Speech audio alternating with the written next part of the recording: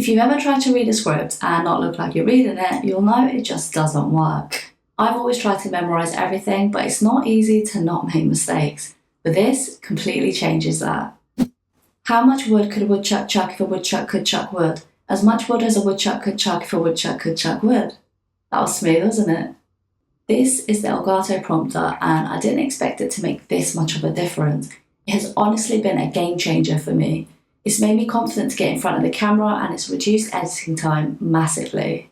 So this is basically a teleprompter, but instead of needing an iPad or anything like that, it's got a display built in. You connect it to your computer, load your script through Elgato's camera hub, and it sits right in front of your camera lens so you can read whilst looking straight at the camera.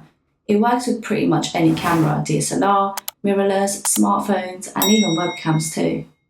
But this is more than just a prompter. It can also act as a second display. You can project apps and windows to it too.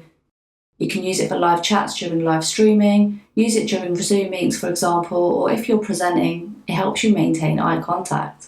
And if you do a lot of talking head videos, tutorials, reviews, or anything scripted, this is where it makes the most sense. If you're completely unscripted, then you probably won't get much out of it. Setting it up is very straightforward, and it took me about 5 minutes to get everything up and running.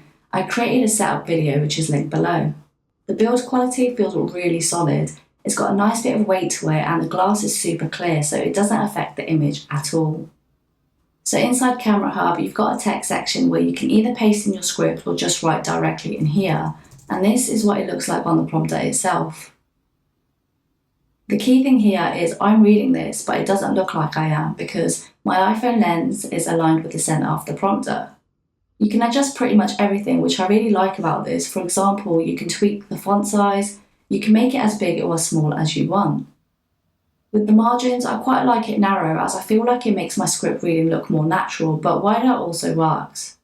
Then there's line spacing. This is handy for adjusting your pace. And of course the scroll speed. This one is the most important setting to get right. If it's too fast, you're going to struggle catching up, or will end up just speaking really fast like I'm doing right now just to catch up, and you don't want that. If it's too slow, then you're going to have a lot of long pauses, which means extra work to edit them all out.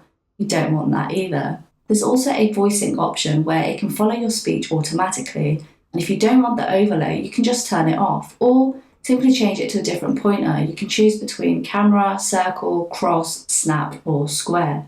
I find it quite handy to have enabled. There's a bit of a learning curve with the pacing, but once you play around and test it out a few times, it feels pretty natural. I find that 25% works really well for me. But with all the various settings that Camera Hub offers, you can really dial it in to whatever feels natural for you. What surprised me the most is how much more confident this makes you on camera. You're not thinking about what to say next, you're just focusing on delivery. And it actually makes you sound more natural as well, which is the important part. That along with seeming like you're looking directly at the camera, of course. So the biggest pros for me are instant confidence in front of the camera. Eye contact looks way better. It's really easy to use, and the built-in display means no extra setup.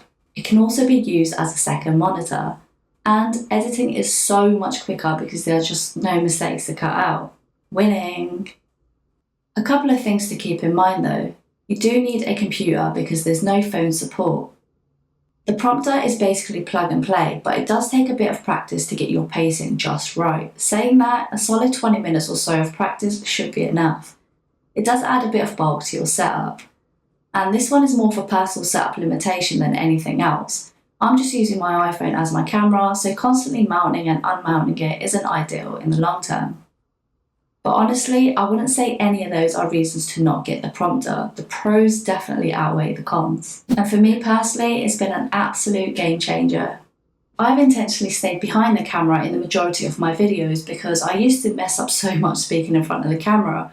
So much so that it would make editing my videos annoyingly time consuming, so I just stuck to the faceless route. However, the prompter has allowed me to get in front of the camera confidently without making mistakes, and it has massively improved my editing workflow. It's just so much faster, even for faceless voiceover only videos. The scroll helps keep a consistent pace when compared to using a static dock. Overall, this is just one of those tools that quietly makes everything better.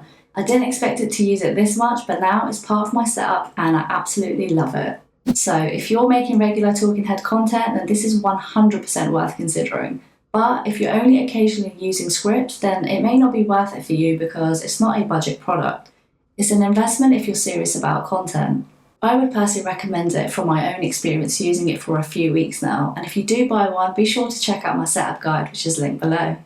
I hope you found this video useful. Thank you very much for watching, and if you've got any questions at all, please do drop them below. I'm happy to help.